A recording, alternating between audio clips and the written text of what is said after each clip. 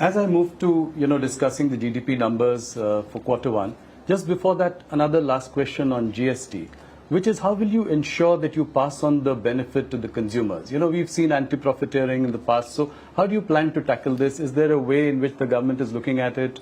How do you ensure? At the moment, there isn't any particular mechanism that I can say I have. But I certainly am seized of the question, also coming from many citizens themselves who are saying, it's great that you've done this, it's great that you're bringing in this kind of a drastic cut in taxes, but how will you ensure that we'll benefit from it? And how will you ensure that it's not going to disappear on the course to reach? We'll have to keep talking with industry, we'll have to nudge them, we'll have to... I'm glad in the case of the insurance sector, the public sector insurance companies have come forward to openly say that they will indeed pass the rate cuts to the citizens, those who are taking the insurance for themselves. So I'm sure the private sector would also do it in insurance, and so with other things. You're expecting them to announce that they will pass on the benefit? Many of them are doing it. Couple of them have, some of them have announced.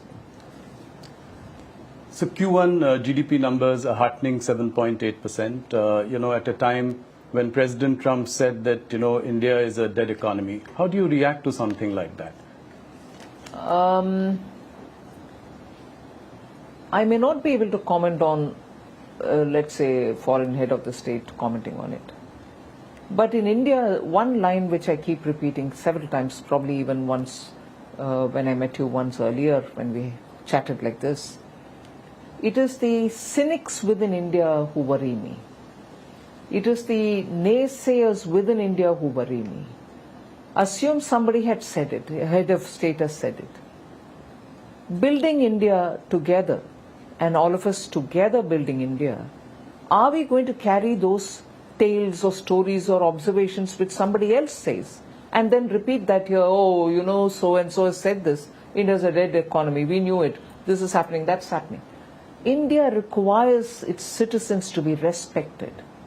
They are toiling and struggling and working to build their families and their economies, their own personal family wealth and whatever. At this time when we are trying to create more opportunities, do we need the naysayers to even borrow such observations, be it as it may that it is coming from a head of state? Do we need our own people to use these expressions? It is undermining not the government, you're undermining our citizens' efforts. And a responsible opposition, I wished didn't repeat these lines, but I think it is, I would react only to what our people are saying rather than a head of state elsewhere. No, five quarter high number, I think it gives us a lot of confidence in the Indian economy. And also inflation coming down. Yes. Drastically coming down. Yes. But it brings us to a related point, which is on the point of tariffs. Now that tariffs with the US are at 50%, what is the likely impact on the GDP going forward? There are various estimates by various sort of consultancies, from 10 basis points all the way to 100 basis points, some have predicted. Where do you see the impact really of this? But with the reform like this, many of that should be offset. Yes. So it is never a situation of one fixated point. It's a dynamic situation where you're moving from one to another with newer players coming in, newer factors coming into play in this scheme of things. This one, you have the GST reforms, which is going to make people understand that they can fetch more things with the same amount of money with which they bought some amount earlier. So it is very clear that industries have been speaking about the tariff and its impact. The government has designed something for itself. We will come out with something to handhold those who are hit by the 50% tariff from the US. This has been said earlier. I've met up with the delegations when I went to Chennai in recent past few days. I have said this there and I will repeat it. Government is working. So will they be allowed to sell in India, or how do you plan to alleviate their concerns? No, there is a package which consists of very many different ways in which we want to help them. So we'll wait for the cabinet to clear it, but there is something coming to help them so that this tirade of the tariff is something which they can face, and also suddenly having to look for newer markets is also a challenge, but we'll have to help them out on that. So is there a sense in the government that this could be a slightly longer haul? We hope not, but we really can't leave our exporters high and dry saying it's going to change sooner. We will work with them. Nirmala ji, will we also continue to buy Russian oil? Yes, that's been made very plain and simple. Whether it is Russian oil or anything else, it's our decision to buy from the place which suits our needs, whether in terms of rates, logistics, anything. So where we buy our oil from, especially being a big ticket foreign exchange related item, where we pay so much out of our pocket, highest in terms of import, we will have to take a call which suits us best. So we will undoubtedly be buying.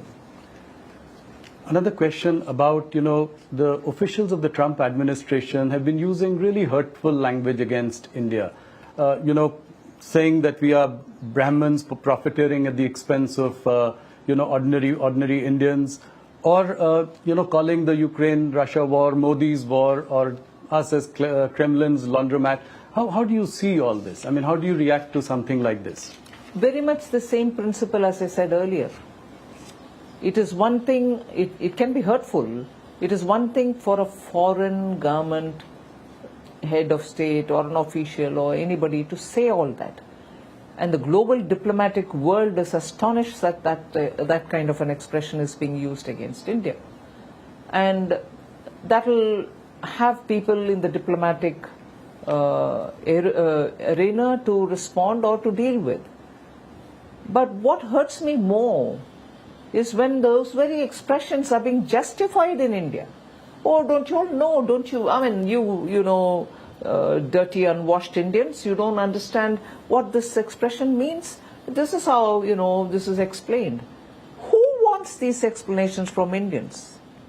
Who actually wants us to know better? And who are these people explaining to us, this expression is used in this context? Yes.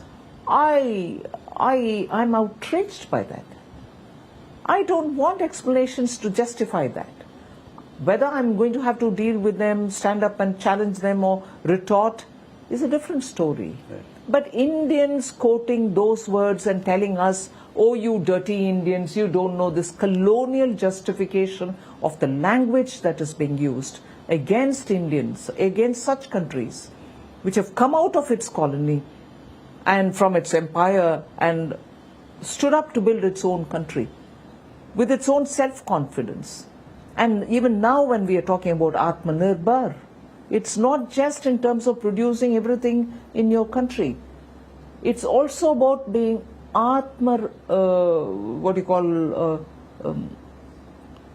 self-reliance. There is no self-respect. Self-respect. As much as you want everything produced in India for Atmanirbharta, you should have something of a self-respect. If somebody is saying, all of us in one voice should respond to it, rather than have a few of us justify it by saying, don't you all understand it? Are you a part of the imperialists? I'm outraged more by that. Yeah,